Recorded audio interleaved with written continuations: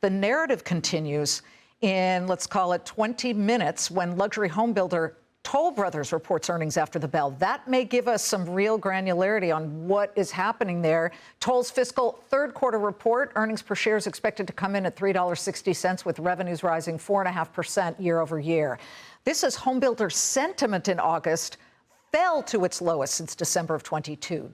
Joining us now in a Fox Business exclusive, Dolly and Jenny Lenz, the respective CEO and managing director of Dolly Lenz Real Estate. This number, sentiment going in the wrong direction, Dolly. Why? Is it the affordability issue? It's totally affordability, but there's regulation, there's affordability, there's so many headwinds. So all the builders have to really say a prayer before they dig a shovel in the ground, because it's not easy. Right. It's a tough business. You have high mortgage rates, 6.5%.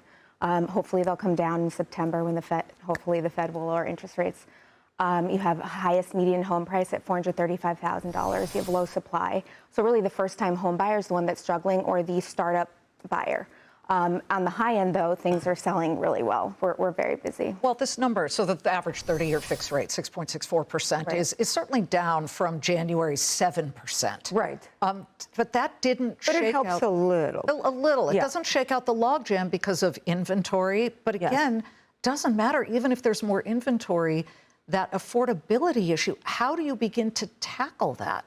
The only way is the new builds, they are able to give mortgages or buy down mortgage rates, okay? So their incentives are to do those things to make a deal, right? And an existing owner can't do that, right? They might do it on a one-off, but builders can do that all through the process. So that's what they're doing.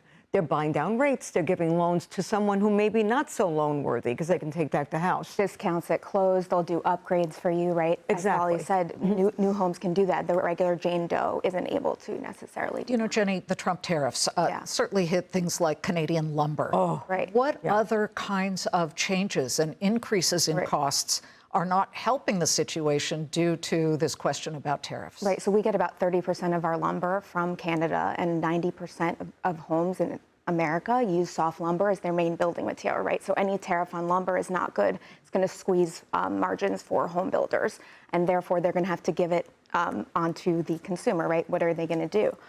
Any regulation, as Jeff said, about 28% of costs are due to regulation. So any way to streamline regulation for the home builders in terms of zoning really would help the bottom line and people be able to afford it. And labor is huge. You know, we go to many construction sites. That's a lot of what we do. And we see they're half empty, right? They can't get people to work. So, you know, part of it is, you know, the immigration issues and those issues. But that's really taken a hit for the developer. Okay, so when I ask, is it a buyer's or a seller's market or neither, what is the answer? Honestly, neither. Because you know what? In some places it's buyers, in some places it's sellers, but it's not overwhelmingly either. Do you agree, Jenny? Right, because of the golden handcuffs, where most people have a low mortgage rate in this country, above 4%, let's say, nobody's going to upsize or downsize. Still. Yeah. Right. So people, you know, who may have had the kids leave the house, they're in this big house, it doesn't make sense for them to leave, right? And people who just had another kid, it doesn't make sense for them to upsize. But Trump had a great solution, right, to that? So he is saying that maybe we can get rid of capital gains. Right, he's floating removing the capital gains tax on the sale of your primary residence, which would be amazing. That would free up so much inventory. Right, because now you can only deduct $500,000 if you're a married couple, or $250,000 if you're single. But if, for example, you bought a house for $100,000 in 1970 and now you want to sell it for $1 million, right? At least you can shelter that whole $900,000 and not just $500,000. Okay, but this brings us back to what's happening in New York City. Zohran Mamdani is the big Democratic candidate who he made the housing inaffordability issue his central plank. It's very much the tentpole to his entire push to win the mayoral position. And so you're agreeing that there's an affordability problem, and yet he also says freeze rents. That would sort of stymie any builders, would it not? There'd be no building, right? And by the way, we're getting so many calls, and have been getting, not like right now, like a month ago, from people who say, look, if he's in, I'm out. You know, they're going to vote with their feet, they're going to list their apartments, and they're moving. So they're moving to Greenwich, to New Jersey, to Florida. you know, they are not going to be here. Right, and he's winning by a lot. He's up, Yes. I think, 44%.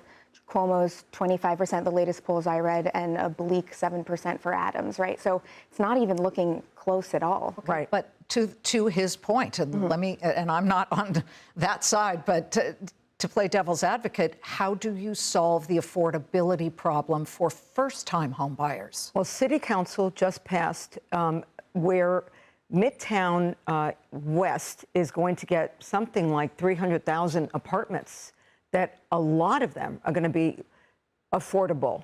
You know, I'm not sure what affordable means because they haven't put numbers on it, but affordable housing, a big chunk. Those are going to be built all in the area where Herald Square is. So that is going to be huge, and that has nothing to do with Mambani. Right. That's a current city council.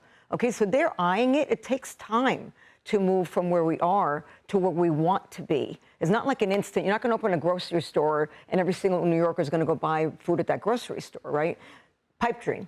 Jenny, let me broaden it to the rest of the country once again. So where are the hot areas where people are moving now that are affordable, that you see, and people are coming to you and saying, get me a place there? It's still the lower tax states like Florida, Texas. We have a lot of clients actually moving to Nashville.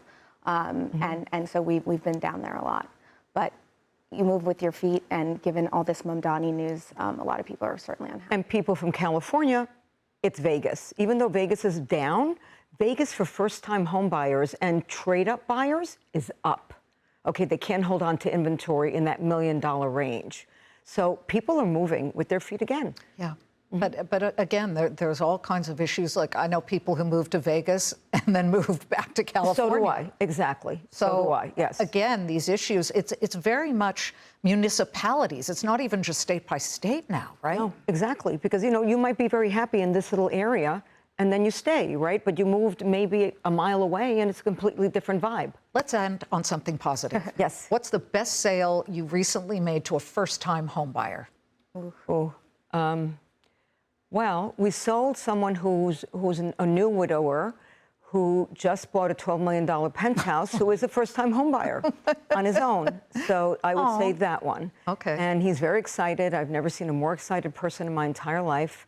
And he can't wait to move in. It's a new build because that's where the best deal was. And, you know, he bought a penthouse and he's very happy. He's going to have raves and Yes. people are going to be hanging We're all out. invited. I hope I'm invited. Yeah. Exactly. Yeah. The phones are ringing off the hook in the newsroom. People want to know his name. Great to see you both. Thank you very much. Thank you. This week.